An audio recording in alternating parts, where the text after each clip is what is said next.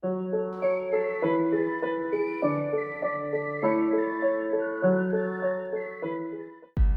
again and welcome back to another one, and today we have a couple of topics to cover, more than we could fit in the title, as we have emerging details about the Super Bowl performance, more on the rock hole votes currently led by Eminem that sparked some salty reactions from some rock fans that got Eminem fans flabbergasted due to claims of bots being used to boost Eminem votes. More on 50 Cent's Get Rich or Die Trying as fans discover some spicy details thanks to a post on Twitter, and more on Eminem's recent rise on Spotify as the superstar rapper just hit a new peak on the daily chart that sparked reactions.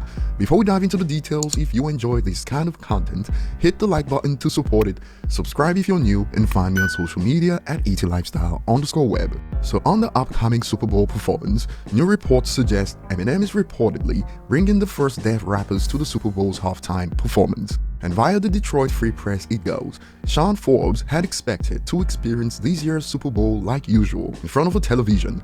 Then the deaf Detroit rapper got that electrifying phone call that promised a career milestone. This is reportedly the first time the NFL will incorporate the American Sign Language as part of the halftime performance, and according to the rapper Sean Forbes, the door to accessibility are busted wide open with something like this. And his father reportedly goes way back with Eminem, and he added, "So this is very much a full circle moment, being from Detroit, being part of the Eminem camp, or even going back to being 12 and listening to NWA, Dre, and Snoop on my Walkman." And for those with questions, it expands in the article on how deaf people enjoy music. They do indeed, as Forbes has learned to explain, telling the rhythm through bass vibrations and drawn to the lyricism of the words. So more to look forward to at the halftime show. Moving on to the next point at hand, some spicy details on Get Rich or Die Trying were shared on Twitter recently that goes, Nas had the Many Men beat first but never finished it. D12 had In the Club but passed. Back Down and Hit were meant for Rakim's Aftermath album that never dropped. 50 took a bunch of leftovers and made one of the most successful rap albums of all time, a monster of a debut. And apparently Hit was also meant for Hitman before 50. Track 7 Hit was a beat made for Hitman, and I was in Studio B at Record 1 with Dre when he made the beat. Next thing you know, 2 years later, it ends up on 50's album, Crazy, and the details made the rounds to other platforms like Reddit so far in threads like, "I had no idea D12 had the In the Club beat." And many agree with this next reaction. "I'm so glad that 50 got the In the Club beat over D12." And another expands, "I'm shocked. Nas had Many Men and didn't do ish with it.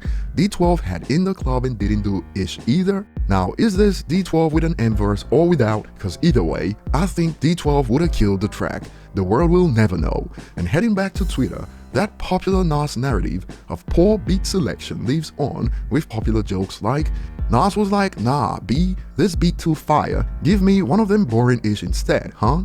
But jokes aside, many believe it was for the best based on how things turned out. I never knew Nas had Many Men. It definitely went to the right MC.